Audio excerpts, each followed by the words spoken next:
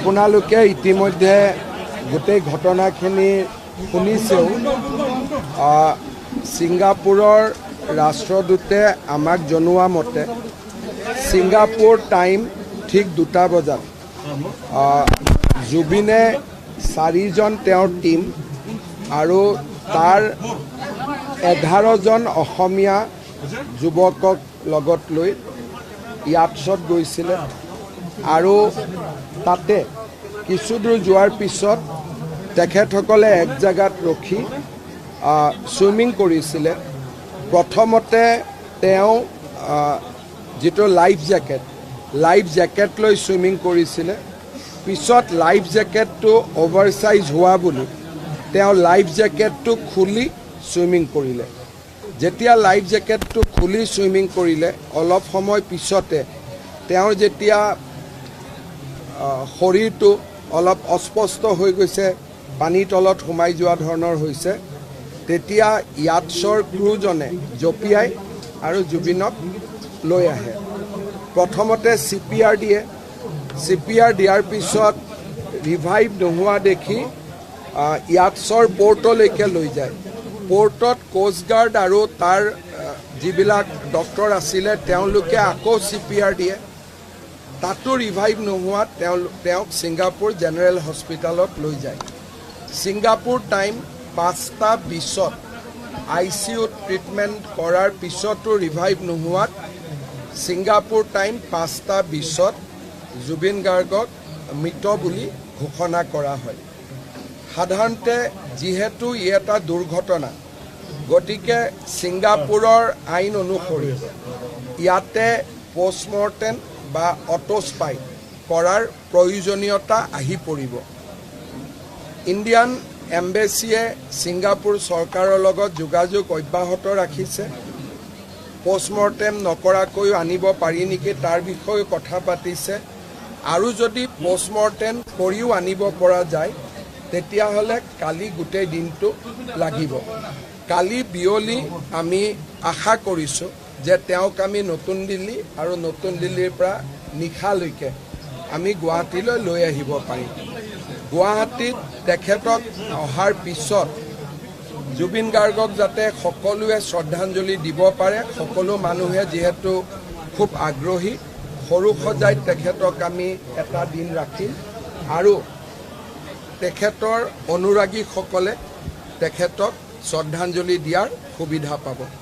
পৰিয়ালৰ লোকে সিদ্ধান্ত ল'ব যে আমাৰ এই স্থানত তেখেতক আনিব লাগিব বা নালাগিব। কিন্তু যদি তেখেত ইয়াত আহেও অকল দেউতাককে ইয়াত দেউতাক বা আমাৰ পৰিয়ালৰ সদস্যসকলে তেওঁক ইয়াতে শ্ৰদ্ধাঞ্জলি জনাব। বাকী ৰাজহুৱা শ্ৰদ্ধাঞ্জলিৰ গোটেই অনুষ্ঠানটো আমি সৰু সজাইত ৰাখিম। ইয়াতে তাৰ বহু ৰাইজে যোৰহাটলৈকেও নিয়াৰ দাবী কৰিছে আৰু বহু ৰাইজে বিচাৰিছে যে যোৰহাটত তেখেতক সমাধিস্থ কৰিব লাগে। এই বিষয়ে এতিয়া আমি একো কথা পতা নাই। তেখেত আহক, অহাৰ পিছত আমি সিদ্ধান্ত ল'ব পাৰিম। কিন্তু আমি চৰকাৰৰ পৰা এটা আমি ভাবিছোঁ যে সৎকাৰ এটা আৰু সমাধিস্থলী বনোৱাটো এটা, গতিকে দুইটা বিষয়ত আমি পৃথকে সিদ্ধান্ত ল'ম।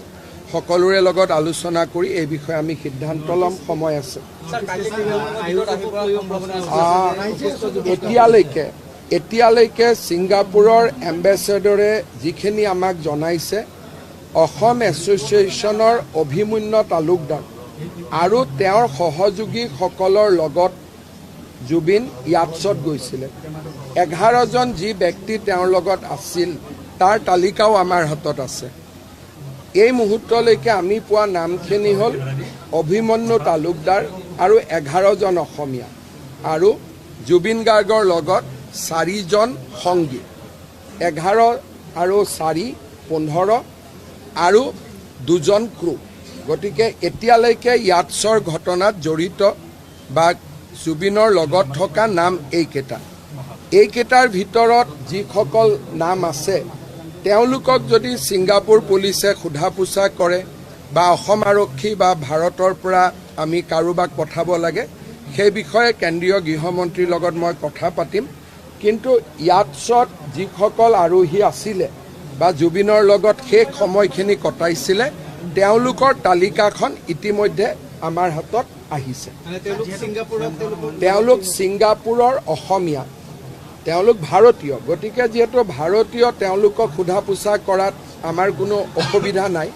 আমি তেওঁক ইয়াতে মাতি আনি তেওঁলোকক এজন এজনকৈ আমি সুধিব পাৰিম। কিন্তু ইয়াৰ যিটো গোচৰটোতো ছিংগাপুৰত হ'ব আৰু ছিংগাপুৰৰ আৰক্ষীয়েও তাৰ আইন কানুন আছে, ডেফিনেটলি সুধিব।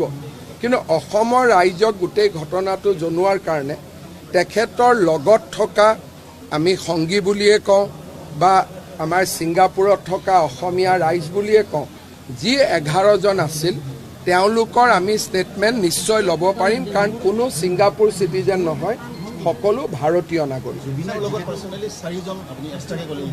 জুবিনৰ লগত 4জন আছিলে। মই আপোনালোকক একজেক্টলি যিটো ৰাষ্ট্ৰদূতে মোলৈকে পঠাইছে মই সেইটোৱে পঢ়ি দিব খুজিছোঁ। ইয়াতে আছিলে group head 11 local Assamese including Abhimanyu Talukdar plus 5 from Zubeen team including Zubeen, তাৰমানে 11 + 5 16 এণ্ড 2 ক্ৰু মেম্বাৰ, তাৰমানে ইয়াটছখনৰ যিসকল পাইলট আছিল। গতিকে 4জন জুবিনৰ মিউজিক টিমত বা জুবিনৰ লগত যোৱা, এজন জুবিন নিজে 16জন আৰু 2জন ক্ৰু মেম্বাৰ 18।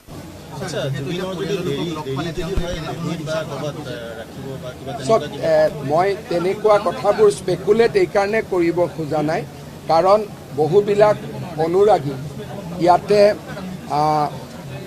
খুব অধীৰ আগ্ৰহে বাট চাইছে জুবিন আহিবৰ কাৰণে। আমি কিবা কথা দুটা বেছিকৈ ক'লেও তাৰ ৰিয়েকশ্যন থাকিব।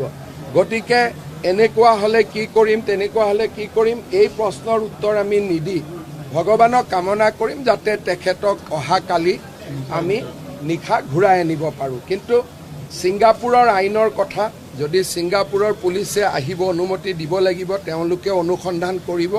প্ৰাৰম্ভিক অনুসন্ধানৰ পিছতহে মৃত শৰীৰ আহিব দিব। আৰু ছিংগাপুৰৰ ৰাষ্ট্ৰদূতে মোক জনোৱা মতে কালি আবেলিলৈকে জুবিন ঘূৰি আহিব পাৰিব বুলি ভাৰতলৈ তেওঁ আশাবাদী।